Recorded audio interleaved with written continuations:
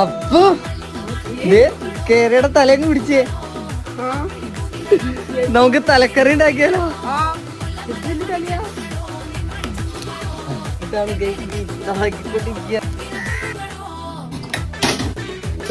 കുറച്ച് ഉലുവ, കറിവേപ്പില, ചുവന്നുള്ളി, ഇഞ്ചി, ഗാർലിക്, 2 പച്ചമുളക്, മഞ്ഞൾപ്പൊടി, മുളക് പൊടി, മല്ലിപ്പൊടി, കുരുമുളക് പൊടി, പുളിവെള്ളം ഒഴിച്ചു കൊടുക്കാം.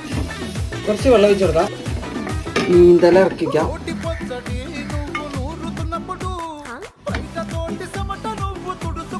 അപ്പൊ ഇന്നാ തലക്കറിയും ചോറും പിടിച്ച നോക്കി പിടിക്കട്ടെ. വെയിറ്റ് ഉണ്ട്. ആ ചാറൊക്കെ എടുത്ത് കഴിക്കി.